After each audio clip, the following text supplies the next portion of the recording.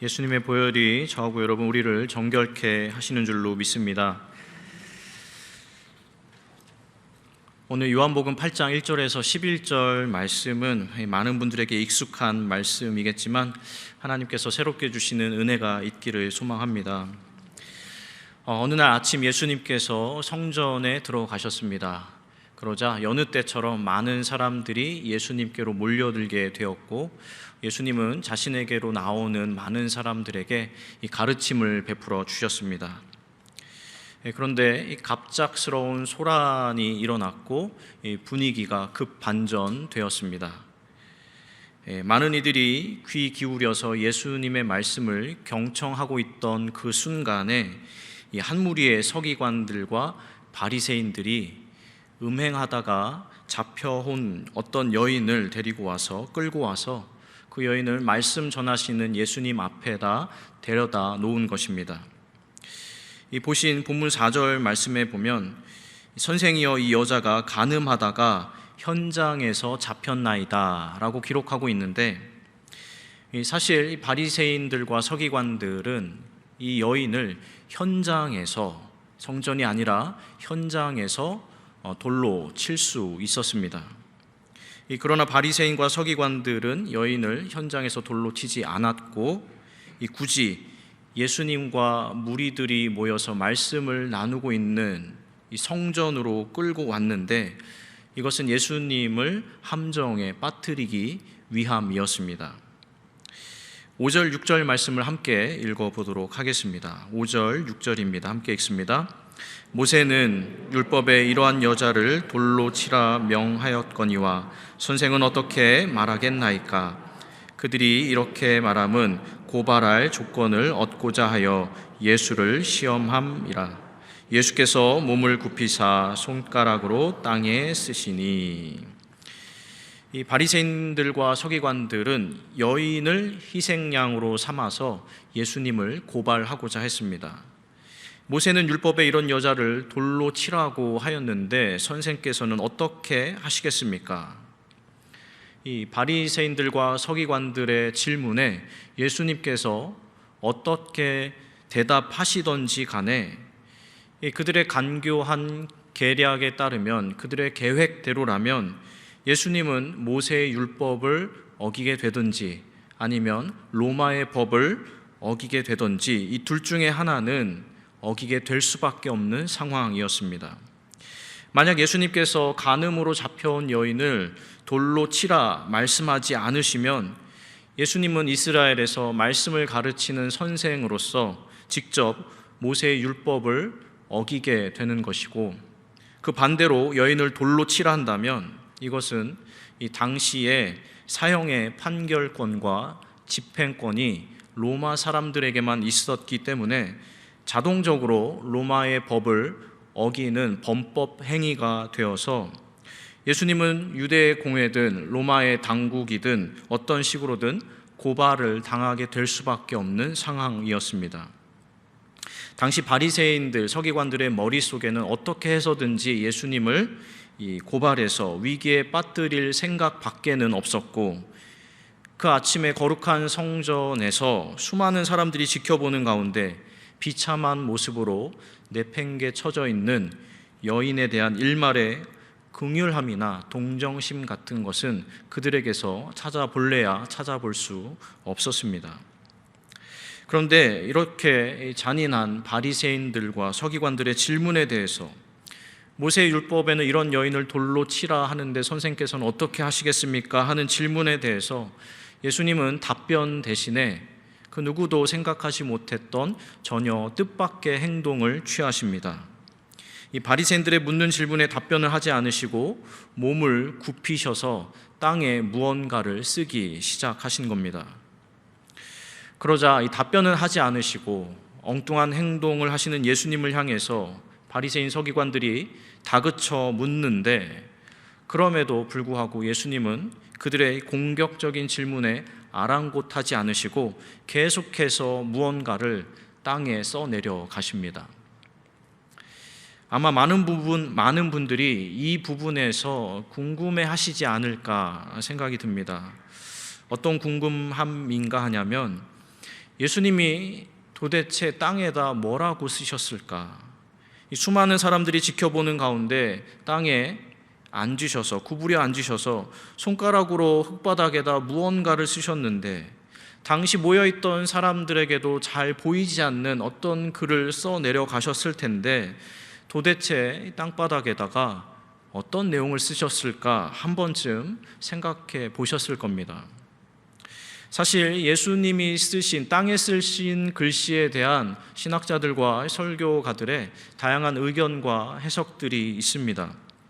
그런데 그 중에 제 개인적으로 저에게 가장 와닿는 해석은 예레미야 17장 13절 말씀, 성경 말씀 자체를 근거로 한 해석입니다. 함께 예레미야 17장 13절 말씀을 같이 한번 읽어보도록 하겠습니다. 예레미야 17장 13절 말씀입니다. 앞에 자막이 있습니다. 함께 읽겠습니다. 이스라엘의 소망이신 여호와여, 무릇 주를 버리는 자는 다 수치를 당할 것이라. 무릇 여호와를 떠나는 자는 흙의 기록이 되오리니 이는 생수의 근원이신 여호와를 버림이니이다. 여호와를 떠나는 자는 흙의 기록이 되오리니, 여호와를 떠나는 자는 흙의 기록이 되오리니 라는 이 예레미야서의 말씀에 따라서 예수님께서는 그 자리에 모여있던 사람들, 사실은 이 여인과 다를 바 없는 죄인에 불과했던 그 사람들의 이름을 하나씩 하나씩 땅에 적으셨을 것이다 라는 해석인데, 여러분, 이런 이해를 가지고 7절, 8절, 9절 말씀 본문을 다시 한번 읽어보겠습니다. 제가 읽겠습니다. 그들이 묻기를 마지 아니하는지라. 이에 일어나 이르시되 너희 중에 죄 없는 자가 먼저 돌로 치라 하시고 다시 몸을 굽혀 손가락으로 땅에 쓰시니, 그들이 말씀을 듣고 양심의 가책을 느껴 어른으로 시작하여 젊은이까지 하나씩 하나씩 나가고 오직 예수와 그 가운데 섰는 여자만 남았더라. 도대체 이 여인을 어떻게 하시겠냐고 다그쳐 묻는 바리새인 서기관들에게 예수님께서 너희 중에 죄 없는 자가 먼저 돌로 쳐라 말씀하시고는 또 다시 몸을 구부리시고 땅에 무언가를, 글씨를 써 내려가시는데, 그러자 양심의 가책을 느낀 이들이 하나 둘씩 그 자리를 떠나게 되었습니다. 그렇게 모여있던 사람들이 전부 떠나는 동안 예수님은 계속해서 땅에다가 무언가를 써내려 가시고 마지막 순간에는 이 여인과 예수님만 남게 되었습니다. 그리고 그 뒤의 내용은 저하고 여러분이 잘 알고 있는 내용입니다. 예수님은 여인이 생각지 못했던 용서를 먼저 베풀어 주시고 이 새로운 인생을 살 수 있는 기회를 허락하셨습니다. 여기까지가 오늘 본문의 내용, 저하고 여러분이 잘 알고 있는 내용입니다. 그런데 여러분, 제가 오늘 이 설교를 준비하면서 말씀을 묵상하던 중에 제 안에 있었던, 제가 경험했던 것을 잠깐 나누고자 합니다. 제가 오늘 본문으로 설교하기 위해서 본문을 여러 차례 묵상하는데, 이 본문을 묵상해도 집중이 잘 되지 않고 깊이 있게 묵상이 되지 않았습니다. 그래서 왜 그럴까, 왜 말씀이 깊이 있게 묵상이 되지 않을까, 이렇게 저렇게 생각을 해보는데, 너무 익숙한 말씀이어서 그런가, 너무 잘 알고 있는 말씀이어서 그런가, 이 말씀이 아니라 다른 말씀으로 묵상하고 설교를 준비해야 하는가 생각이 들기도 하고, 왜 말씀 묵상이 잘 되지 않는가, 이런 생각 저런 생각을 하다가 제 나름대로 묵상이 잘 되지 않는 이유를 발견했습니다. 어떤 이유인가 하냐면, 제가 이 말씀을 보면서도 이 말씀 속에 나와 있는 이 등장인물들, 이 말씀 속 인물들의 이입이 잘 안 되는 것을 깨달았습니다. 이 무슨 이야기인가 하냐면, 조금 더 설명을 드리자면, 제가 생각하기에 말씀을 묵상하고 있는 저는 저 스스로 생각하기에 어느 정도 적당한 의인이라서 여인을 희생시키는 이 간악한 흉계를 꾸민 바리새인 서기관들 같지도 않고, 현장에서 범죄하여서 잡혀온 이 여인 같지도 않은 사람이라서 당시의 상황이, 본문 속의 상황이 이해는 되고 머릿속에 그려지기는 하지만 현장에서 잡혀온 여인의 심정이 잘 이해되지 않고 공감이 되지 않고 그 여인을 잡아온 바리새인들, 서기관들에게도 공감이 잘 안 돼서 본문의 말씀이 제게 크게 와닿지 않는구나 하는 생각이 들었습니다. 그런데 그러던 중에 이런 표현이 어떨까 싶기는 한데 오늘 본문 안에서 제 흔적을 찾게 되었습니다. 어떤 흔적인가 하냐면 주님께서 땅에 쓰신 이름들 중에 문득 제 이름도, 나의 이름도 그 가운데 있겠구나 하는 생각이 들었습니다. 저는 바리새인 같지도 않고 가늠하다 잡혀온 여인 같지도 않지만 스스로 적당히 의롭다 여기는 저 자신을 바라보면서 아, 그래, 내 이름 석자도 저기에 있겠구나 생각이 들었습니다. 여러분, 저는 한 사람의 인생을 망쳐버리는 악한 흉계를 꾸미지도 않고 간음과 같은 범죄를 저지르는 사람도 아니어서 제 나름대로 의롭다고 생각했는데 바로 그 스스로 의롭다 여기는 이 교만함 때문에 땅에 쓰여진 이름들 중에 거기 있던 사람들과 같이 내 이름도 거기 있겠구나 생각이 들면서 그 순간 주님, 저도 죄인입니다 라고 고백하게 되었습니다. 여러분, 세상에는 두 종류의 죄인이 있습니다. 사실 의인은 없나니 하나도 없다라는 로마서의 말씀처럼 세상 모든 사람은 다 죄인인데 이 죄인들을 두 부류로, 두 종류로 나눌 수 있습니다. 어떻게 나눌 수 있는가 하냐면 자신이 죄인인 것을 아는 죄인과 자신이 죄인인 것을 모르는 죄인, 이렇게 두 부류로 나눌 수 있습니다. 그렇다면 여러분, 이 두 부류의 죄인들 중에 누가 하나님의 은혜를 입은 죄인입니까? 자신이 죄인인 것을 아는 죄인과 자신이 죄인인 것을 모르는 죄인 중에 누가 하나님의 은총을 입은 죄인이라고 할 수 있겠습니까? 바로 자신이 죄인인 것을 아는 죄인이 하나님의 은혜를 입은 죄인입니다. 왜냐하면 자신이 죄인인 것을 아는 죄인은 회개하고 하나님의 용서를 받을 수 있는 기회를 얻었기 때문입니다.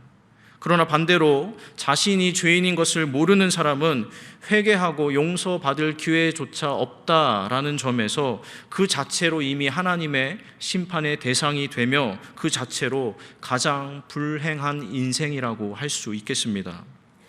그렇다면 여러분, 오늘 본문 속의 여인, 간음하다 잡혀와서 많은 사람들에게 정죄를 당하고 있는 이 여인, 이른 아침에 성전에 끌려와서 두려움에 수치심에 떨고 있는 이 여인은 밝히 드러난 자신의 이 죄로 인해서 오히려 용서를 받을 수 있는 기회를 얻은 은총을 입은 여인이라고 할 수 있겠습니다.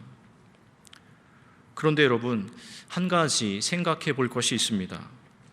이 여인이 주님의 용서를 받는데 이 여인이 무언가 한 일이 있는가 하는 것입니다. 여인은 이 바리새인들과 서기관들의 관계에 이용당한 불쌍한 희생양인 것은 맞지만 동시에 이 여인은 간음이라는 범죄를 행한 범법자라는 것도 사실인데 이 여인이 자신의 죄를 용서받는데 한 일이 있는가 하는 것입니다. 본문의 내용을 여러분도 잘 아시겠지만 사실 여인이 죄를 용서받기 위해서 한 것은 아무것도 없습니다. 금식하고 죄를 뿌리면서 회개 기도를 한 것도 아니고 눈물 콧물 흘리면서 자신의 죄를, 잘못을 고백한 것도 아니고 다만 잡혀온 그 자리에서 공포심과 수치심에 벌벌 떨고 있었을 뿐입니다. 그런데 우리 주님께서는요, 아무 말도 안 하고 아무것도 하지 않은, 다만 떨고 서 있는 이 여인에게 아무 조건 없이 먼저 용서를 베풀어 주셨습니다. 회개에 대한 고백도 용서에 대한 간청도 없었는데 주님께서는 여인조차 예상하지 못했던 용서를 베풀어 주셨습니다. 여러분, 주님께서 왜 이와 같은 용서를 선뜻 베풀어 주신 겁니까? 나도 너를 정죄하지 아니하노라 말씀하시고 왜 먼저 이 여인을 향해서 용서를 선포하신 것입니까? 여러분, 아무리 생각해봐도 이유는 한 가지밖에 없습니다. 바로 우리 주님께서 정죄하기보다 용서하기 원하시는 분이시기 때문입니다. 우리 주님께서는요, 저하고 여러분이 생각하는 것 이상으로 용서하기 원하시는 분이시기 때문에 그 누구도 정죄하지 않으시기 원하시는 분이시기 때문입니다. 그렇다면 여러분, 우리 주님은 정죄하는 주님이 아니시고 우리가 생각하는 것 이상으로 놀라운 용서를 베푸시는, 우리의 상상을 초월할 정도의 자비와 은혜를, 용서를 베푸시는 주님이라고 한다면, 여러분, 당시에 주님께서 몸을 구부려서 땅에 글씨를 쓰신 이유 또한 무엇이겠습니까? 주님께서 땅에 글씨를 쓰신 이유가 바리새인 서기관들에 의해서 잡혀온 이 여인은 용서하고 그 주위에 둘러섰던 사람들은 정죄하기 위해서, 이 여인을 제외하고 나머지 모든 사람들은 다 정죄하기 위해서 그들의 이름을 땅에 적어 내려가신 것입니까? 쉽게 말해서 말씀드린 대로 제 이름 석자도 그 땅에 적혀 있는데, 그렇다면 주님께서 제 이름을 적으신 것이 저를 정죄하기 위해서 적으신 것인가 하는 이야기입니다. 그렇지 않습니다, 여러분. 주님께서 제 이름을 적고 그 자리에 있던 사람들의 이름을 적고 우리 모두의 이름을 적으신 것은 우리를 정죄하기 위함이 아니라, 이것 봐, 사실은 너희 모두 죄인이란다. 여기 있는 이 여인은 죄가 드러나서 자기가 죄인인 것을 아는 죄인일 뿐이고, 너희는 너희가 죄인인 것을 모르는 죄인일 뿐이란다. 그러니 여기 적힌 너희의 이름을 보고 너희도 죄인인 것을 깨달으렴. 그리고 회개하고 용서를 받으렴. 사실은 모두에게 이 놀라운 자비와 용서를 베푸시기 위해서 한 명 한 명의 이름을 적으셨다라는 것입니다. 그렇습니다, 여러분. 예수님께서 땅에 이름을 쓰시고 땅에 글을 쓰신 것은 여인을 포함해서 그 모두를, 그 누군가를 정죄하기 위함이 아니라 모든 사람을 용서하기 위함이었습니다. 9절에 보면요, 그 자리에 있던 이들이 양심의 가책을 느끼고 돌아가게 되었다라고 되어 있는데, 땅에 쓰신 글씨로 인해서 더 이상 여인을 정죄하지 않고 그들이 양심의 가책을 느끼고 돌아가게 된 것 또한 여러분, 어떤 측면에서 은혜로운 결과 아니겠습니까? 실제로 우리가 알고 있는 것처럼 양심의, 마음에 찔림이 있다는 것은 성령의 역사이고, 어쩌면 그들 중에 누군가는 돌아가서 그래 맞아, 나 또한 죄인이지 생각하고 자신의 삶을 돌아보고 회개했을지 모를 일이기 때문입니다. 이 자리에 있는 저 또한, 적당한 의인이라 여겼던 저 또한 땅에 쓰인 수많은 이름들 중에 제 이름을 찾게 되어서 말씀을 묵상하며 제 교만함을 고백하게 되고, 그로 인해서 회개하게 되고 겸손히 용서를 구하게 되었는데, 여러분, 이것이 어찌 은혜가 아니겠습니까?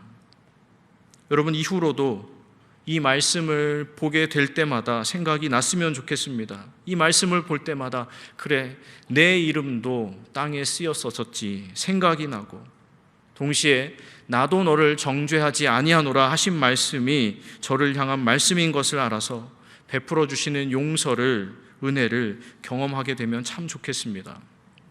그러면 여러분, 이 자리에 계신 여러분은 어떻습니까? 특별히 오늘 성찬에 참여하시고자 이 자리에 나오신 여러분은 어떻습니까? 땅에 쓰신 글씨 중에 여러분의 이름을 발견하셨습니까? 발견하는 은혜, 발견하는 복이 있게 되기를 주님의 이름으로 축원합니다.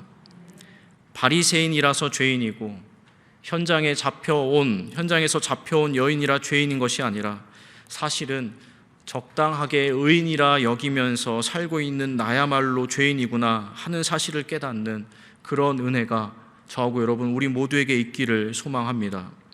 또 말씀드린 대로 내가 죄인인 것을 모르는 것이야말로 가장 큰 불행이고, 반대로 내가 죄인이라는 것을 아는 것이야말로 가장 큰 은혜가 된다는 사실을 깨닫는 복이 있기를 소망합니다.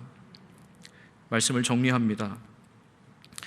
우리 주님께서 이 땅에 오신 것은 저와 여러분을 정죄하기 위해서가 아니라 우리 모두를 용서하기 위해서 오셨습니다. 그렇기 때문에 2000년 전에 어느 평범한 아침에 거룩한 성전에서 주님께서 몸을 구부려 땅에 글씨를 쓰신 것 또한 여인을 포함해서 모두를 용서하기 위함이었습니다. 주님께서는 정죄가 아니라 용서를 위해 땅에 글씨를 쓰셨습니다. 그러므로 귀하신 영락의 성도 여러분, 우리 주님의 오심 그 자체가, 우리 주님께서 예수 그리스도께서 이 땅에 오신 것 그 자체가, 주님의 존재 자체가 용서를 위한 땅에 쓰신 글씨가 됩니다.